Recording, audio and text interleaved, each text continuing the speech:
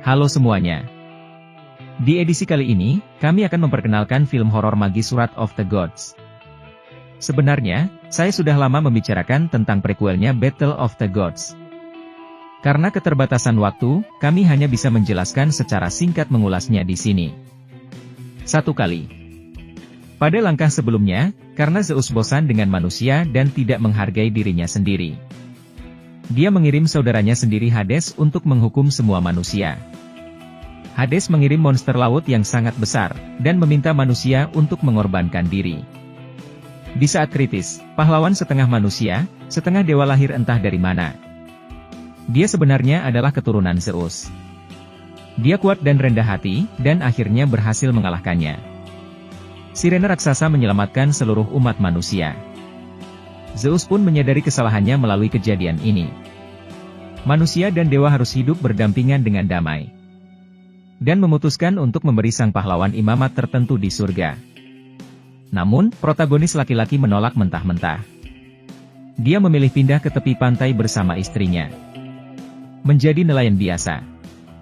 Bertahun-tahun kemudian, putranya lahir. Tetapi istrinya meninggal. Yang tidak berubah adalah sang pahlawan masih menjalani kehidupan biasa. Malam itu, Zeus tiba-tiba datang ke pintu dan meminta sang pahlawan untuk membantunya. Penjara asli tempat iblis ditahan akan banyak dilanggar. Secara kebetulan, karena manusia tidak lagi menyembah dewa. Kekuatan dewa berangsur-angsur menghilang. Begitu kekuatan dewa menghilang, baik manusia maupun dewa akan dikutuk.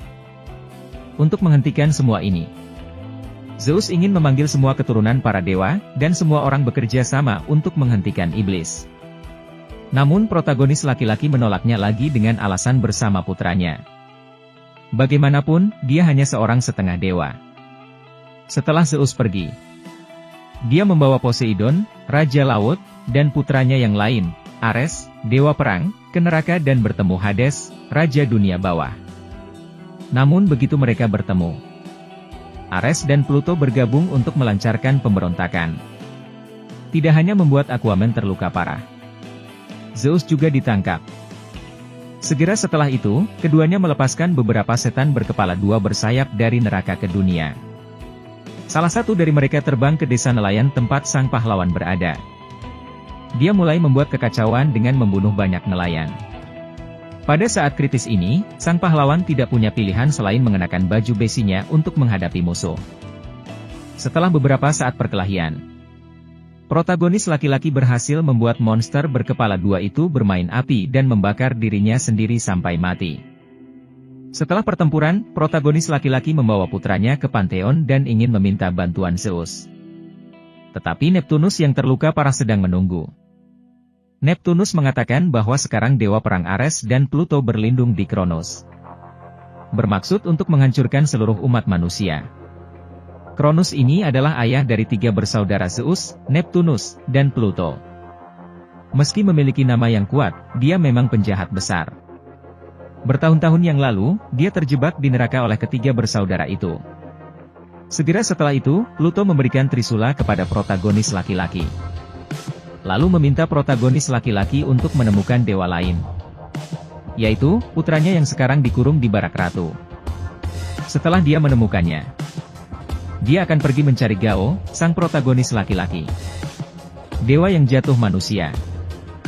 Karena hanya dewa yang jatuh yang tahu di mana Zeus ditahan. Setelah berbicara tentang Pluto, dia berubah menjadi perahu dan mati. Sementara Ares dan Pluto, para dewa perang, membawa Zeus ke penjara neraka dan menggunakan mana Zeus datang untuk membangkitkan Kronos. Lalu manfaat dari melakukannya adalah hidup yang kekal.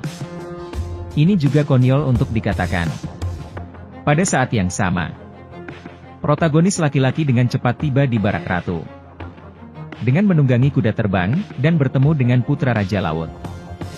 Orang ini belum pernah melihat ayahnya sejak dia masih kecil. Dia telah mengembangkan beberapa kebiasaan buruk. Mencuri barang sepanjang hari, dan sekarang dia di penjara. Tetapi dia tidak buruk, dan dia setuju untuk membantu sang pahlawan setelah dia. Segera setelah itu, di bawah kepemimpinan putra Raja Laut. Beberapa orang naik perahu ke pulau tempat dewa yang jatuh itu berada. Tetapi yang tidak mereka duga adalah masih ada 3 Ciklop ganas yang hidup di pulau ini diluncurkan. Pada saat kritis, protagonis laki-laki sekali lagi menggunakan trik. Menggunakan caranya sendiri untuk menangani tubuhnya sendiri. Menggunakan jebakan yang dipasang oleh Cyclops. Untuk menjatuhkan salah satu dari mereka, dan berhasil menaklukkan mereka semua. Kemudian, di bawah kepemimpinan Cyclops, beberapa orang akhirnya melihat dewa jatuh yang legendaris itu. Bertahun-tahun yang lalu, dewa kejatuhan juga bertubuh besar. Dia membantu Zeus membuat pedang petir, membantu Neptunus membuat trisula, dan membantu Pluto membuat garpu bergagang panjang. Bersama-sama, ketiga senjata ini dapat mengalahkan Kronos, tombak dari membunuh Tuhan. Belakangan, dewa yang jatuh itu beralih ke Pluto di saat kebingungan. Lalu dibawa pergi oleh Zeus dan jatuh ke dalam gua. Menjadi gila, kefasihan yang mulia lebih baik.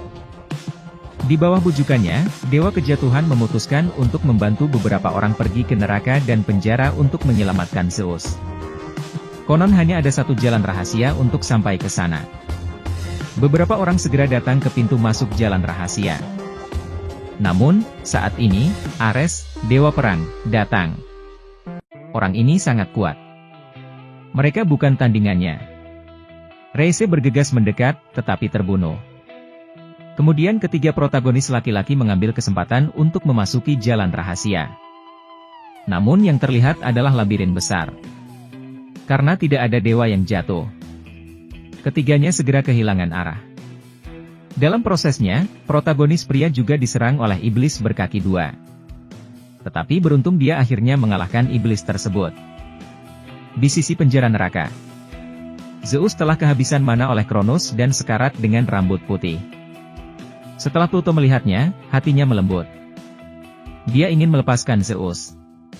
Lagi pula dia juga saudaranya sendiri. Namun mereka ditentang oleh Ares. Keduanya langsung bertarung dan keduanya jatuh ke bawah tebing. Pada saat ini ketiga protagonis laki-laki bergegas mendekat dan mulai menyelamatkan Zeus dengan segera. Selama periode tersebut, Ares menyerang lagi. Ratu dan putra Raja Laut masih belum menjadi lawan, dan Pluto tetap menjadi raja di saat kritis. Serangan diam-diam dari belakang memotong salah satu lengan Ares. Kemudian berhasil melindungi sang pahlawan dan yang lainnya kembali ke barak ratu. Saat ini, sang pahlawan sudah mendapatkan trisula Neptunus dan garpu bergagang panjang Pluto. Tetapi pedang petir Zeus masih ada di tangan Ares. Untuk mendapatkan pedang guntur dan menciptakan tombak dewa pembunuh yang dapat membunuh Kronos, protagonis laki-laki berinisiatif untuk menghubungi Ares dan ingin melawannya sampai mati. Protagonis laki-laki bergegas keluar dari neraka. Setelah dia meninggalkan pasukan depan Kronos di atas kuda terbang. Setelah melihat lebih dekat, dia menyadari bahwa mereka adalah sekelompok iblis kembar dengan 4 kaki dan 4 tangan. Mereka bergerak cepat dan memiliki mana yang kuat.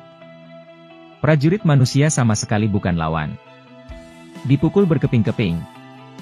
Di sisi lain, protagonis laki-laki bertemu Ares di Pantheon. Keduanya bertarung saat mereka tidak setuju. Protagonis laki-laki jelas bukan lawannya. Begitu dia muncul, dia segera dipukuli hingga jatuh ke tanah. Tetapi Ares ini terlalu sombong dan tidak pernah menganggap serius siapapun. Protagonis laki-laki mengambil kesempatan untuk menyelinap menyerang dan membunuhnya. Setelah itu protagonis laki-laki dengan cepat menggabungkan 3 artefak suci untuk menciptakan tombak dewa pembunuh dan mulai kembali ke barak. Di dalam barak, Pluto menyelinap ke tenda Zeus dan membangunkan Zeus dengan setengah dari mana. Dan keduanya bergabung dengan tim melawan Kronos saat ini. Kronos akhirnya keluar dari gunung berapi. Orang ini harus setinggi setidaknya 100 meter, dan seluruh tubuhnya tertutup magma merah. Dia bisa menghancurkan desa dengan lambaian tangannya, yang sangat kuat. Bahkan master seperti Zeus dan Pluto tidak bisa menghentikannya. Pada saat kritis, protagonis laki-laki datang dengan Pegasus, dan menemukan kesempatan untuk masuk ke mulut Kronos. Setelah memotong tubuhnya dengan tombak dewa kematian, dia langsung membiarkannya meledakkan dirinya hingga mati. Setelah pertempuran usai, ratu dan tentaranya mengangkat tangan dan berteriak, Sementara Zeus terluka parah, dan setelah mengucapkan selamat tinggal kepada sang pahlawan, dia berubah menjadi debu dan mati. Hades juga kehabisan mana selama pertempuran. Kemudian menghilang ke medan perang. Tetapi setiap orang memenangkan kedamaian yang berharga. Sang pahlawan serta ratu menjalani kehidupan yang bahagia. Seluruh film sudah tamat. Film ini rilis tahun 2012, dengan skor 6.0 di Douban. Saya tetap merekomendasikan teman-teman yang suka untuk menonton film aslinya. Karena film jenis ini pada dasarnya tidak ada plot sama sekali. Sebagian besar waktu yang dihabiskan untuk berkelahi. Terutama menonton adegan efek khusus masih sangat mengejutkan. Sampai jumpa di edisi berikutnya.